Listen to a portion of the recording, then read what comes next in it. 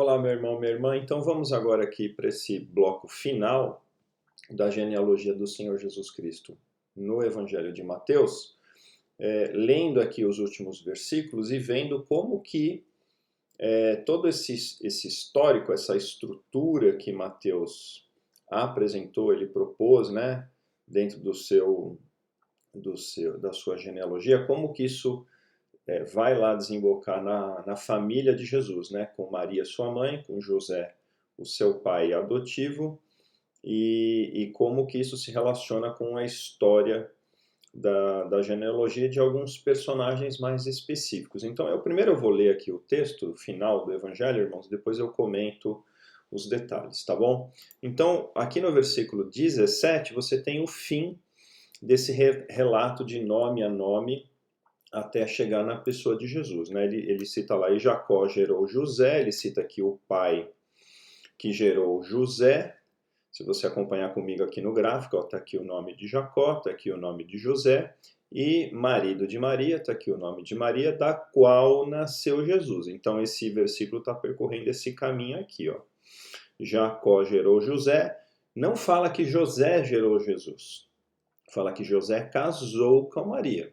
Tá bom? E a gente sabe que Jesus foi gerado em Maria pelo Espírito Santo por ordem de Deus Pai, tá bom? Então o texto faz esse anúncio e aí ele enfatiza a vontade dele de estruturar essa genealogia histórica nesses três grandes blocos, onde eu já citei.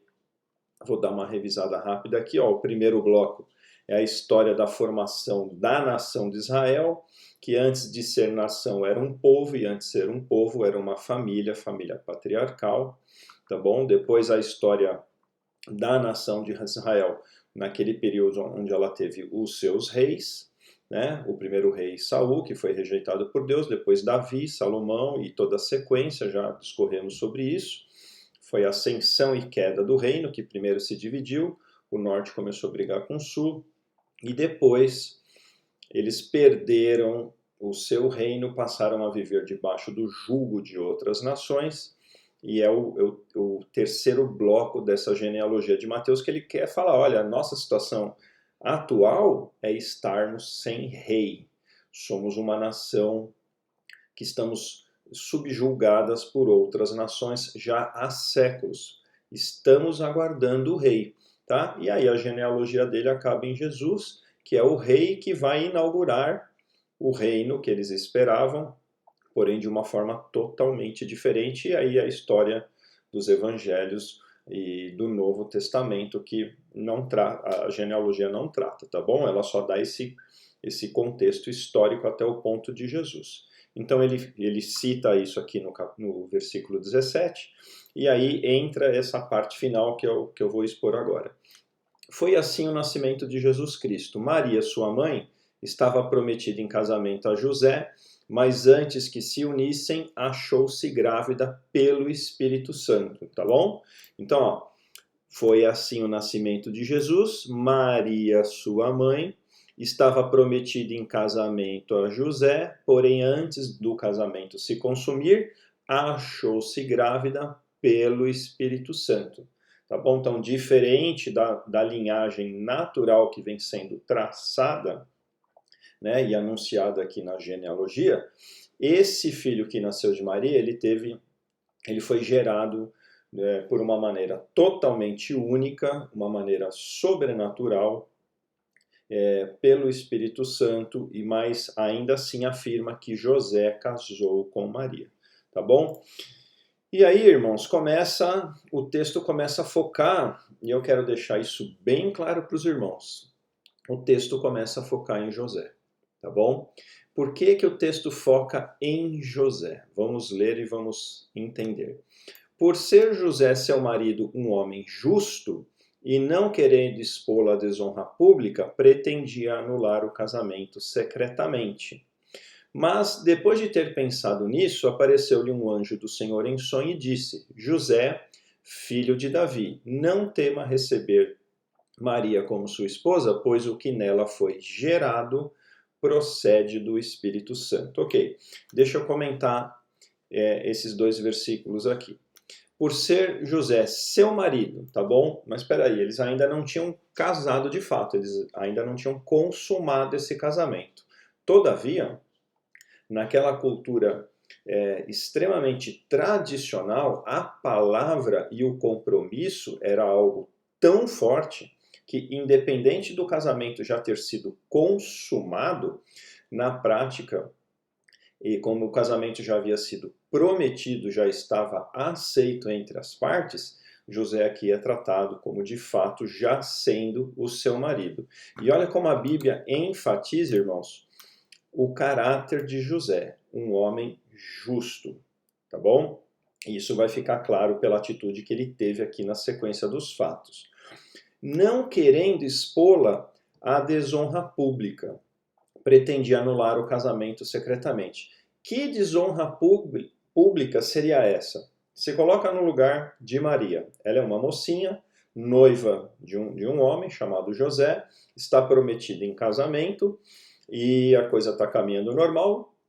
Aí, para o público, para as outras pessoas e até para José, ela se acha grávida. E como é que naturalmente se explica uma gravidez? Bom, a mulher certamente teve relações sexuais com um homem e esse homem jogou a semente dele ali nela e ela veio a ficar grávida, tá bom? Como José sabia que ele não tinha sido esse homem que havia gerado nela um filho, qual que é o primeiro pensamento dele? O mesmo que o meu e o seu. Se a gente não tivesse o relato bíblico aqui desse nascimento sobrenatural de Jesus, sendo Maria gerada de maneira sobrenatural pelo Espírito Santo. O pensamento seria qual? Ela traiu José, teve relações com um outro homem, algum outro homem, e esse outro homem engravidou ela. Muito bem. Qual que foi a grande preocupação de José aqui? Foi defender a sua honra? Foi reivindicar o seu direito? Foi expor aquela mulher à desonra pública para que ela sofresse essa desonra pública e José se sentisse ali vingado? Não, foi justamente o contrário. O texto fala, sendo ele um homem justo e não querendo expô-la à desonra pública, pretendia anular o casamento secretamente.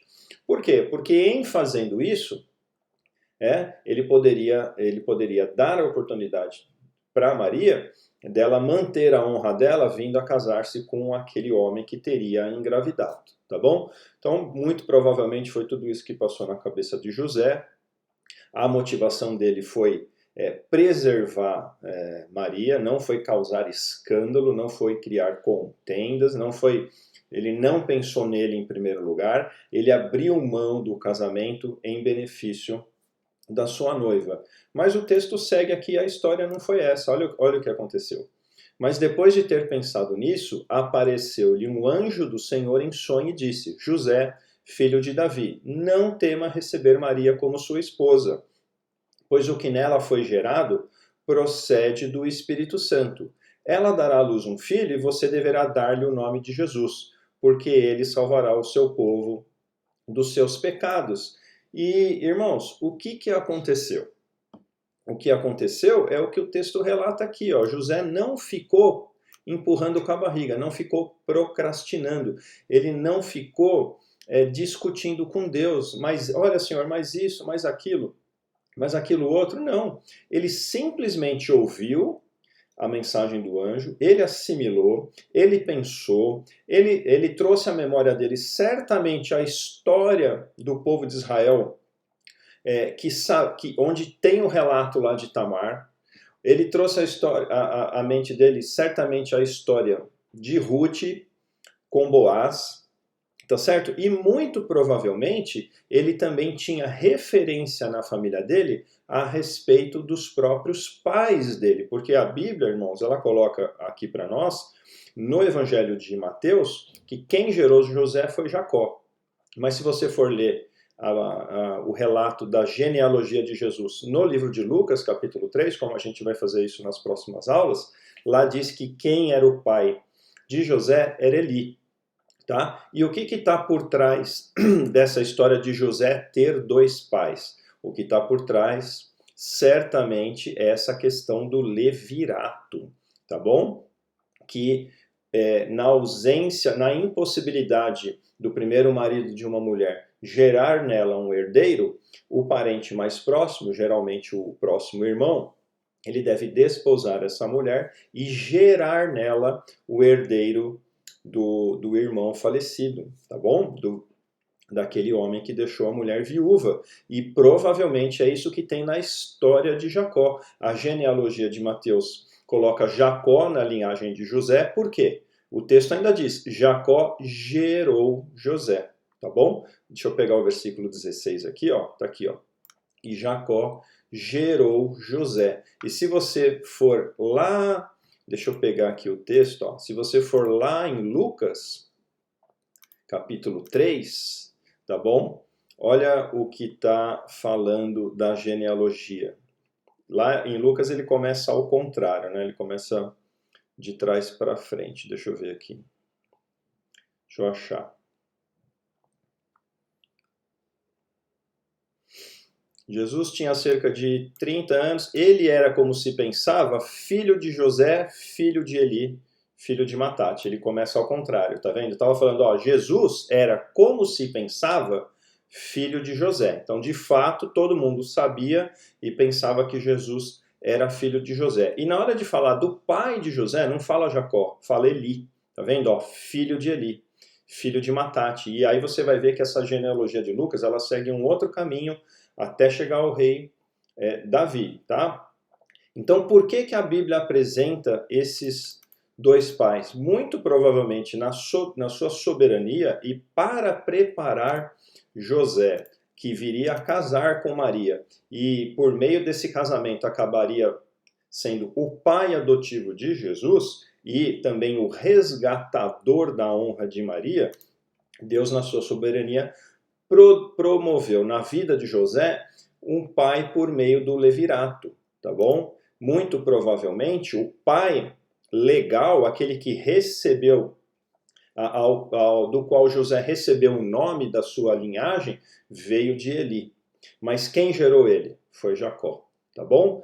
Igualzinho à história que nós ouvimos lá de Tamar com Judá, nos seus princípios, porém a atitude de José é totalmente diferente da atitude de Judá, que se vocês se recordam, lendo e estudando Gênesis 38, era aquele homem que procrastinou, demorou para fazer o que precisava ser feito e acabou levando a sua nora Tamar a se fingir de prostituta para, de um jeito pecaminoso e humano, fazer com que Judá cumprisse aquilo que era o certo, que era o correto. Aqui você vê a história relatando que José, de pronto foi e recebeu Maria como sua esposa. Olha o texto aqui, ó.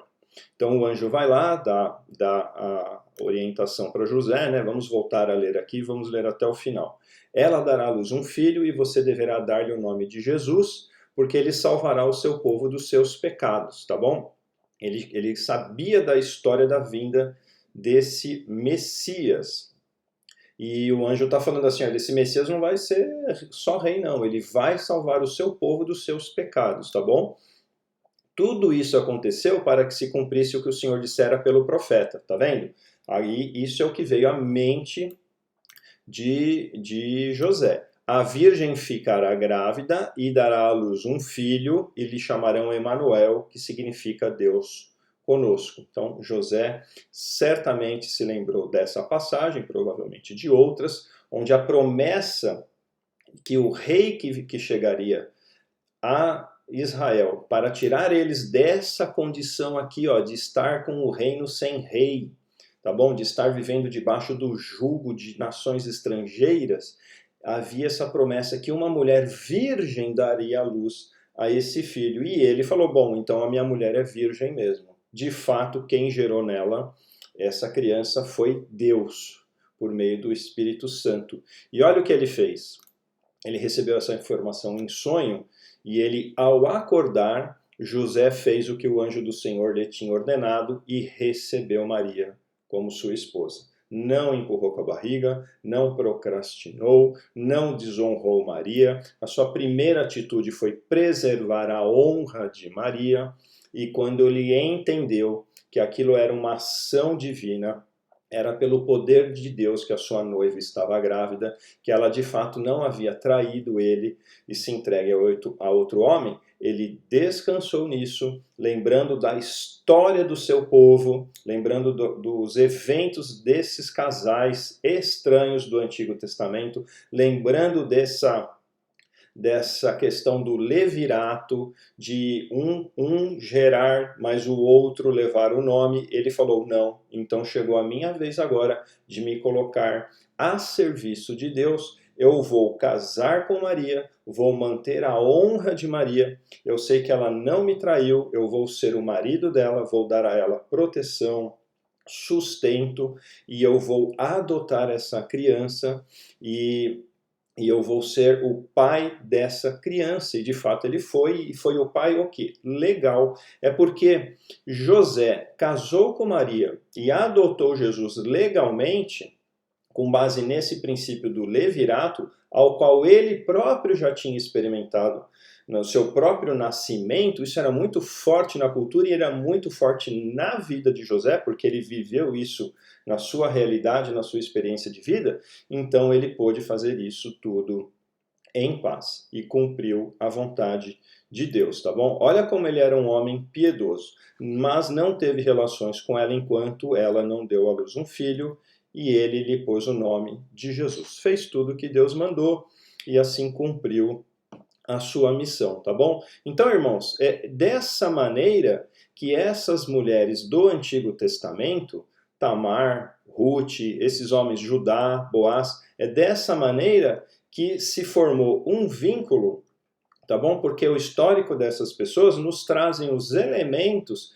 que nos fazem entender por que a genealogia é de José e não de Maria. Alguns autores dizem que a genealogia de Lucas é de Maria, e eu acredito que não seja. A maioria dos estudiosos também acredita que não seja, até porque Maria sequer é citada na genealogia de Lucas. A genealogia de Lucas, assim como a genealogia de Mateus, elas passam por José e chegam em Jesus, tá bom? E a explicação, que eu creio ser a correta, é essa. Por causa da lei do levirato, José, numa genealogia, é apresentado como filho de Eli, na outra ele é apresentado como tendo sido gerado por Jacó, e aqui na vida dele, esse princípio ele acontece, porém de maneira invertida, tá bom? José é o pai adotivo de Jesus sem ter gerado. Quem gerou? É o pai que estava, vamos dizer assim, ausente, tá bom? Por quê? Porque é o Deus invisível, é o Deus dos céus e da terra, é o Deus que é espírito, tá bom? Ele fez isso de uma maneira especial, de uma maneira sobrenatural, e o homem Jesus Cristo foi gerado por meio do Espírito Santo. Então, esse homem Jesus Cristo, ele recebe a natureza divina por meio do Espírito Santo, ele recebe a natureza humana por meio de Maria, e ele entra na genealogia e na linha legal de descendência do rei Davi, ao qual ele vai mais tarde assumir o trono da terra, do reino de Israel e de todo o universo. Vocês se recordam da aliança davídica? Então Jesus entra nessa linhagem legal por meio de José, que foi o seu pai legal. Legalmente, José era o pai de Jesus. Inclusive, esse aspecto ele é enfatizado na genealogia de Lucas, como vai ficar claro quando a gente começar a estudá-la, tá bom? Então, irmãos, é assim que nós vamos encerrando aqui o estudo na genealogia de Mateus. Só acrescentei esse gráfico aqui em laranja para lembrar os irmãos que esse relato da genealogia é um relato histórico da nação de Israel, que naquele momento eles estavam sem rei, sem vários aspectos que caracterizavam o reino deles, estavam debaixo de um jugo estrangeiro, e esse novo gráfico aqui laranja vai marcar o quê? A nova realidade de Israel. Agora, a partir de Jesus, eles teriam um rei, mas não um rei político, como de fato ele ainda não foi, mas um rei espiritual, aquele que veio para libertar o seu povo da escravidão do pecado, e aí é um Novo Testamento que explica isso. Por isso que a genealogia para em Jesus, depois começa a descrever a obra, a vida e a obra de nosso Senhor, tá bom? Espero ter esclarecido. Até a próxima aula. Boa semana para todos.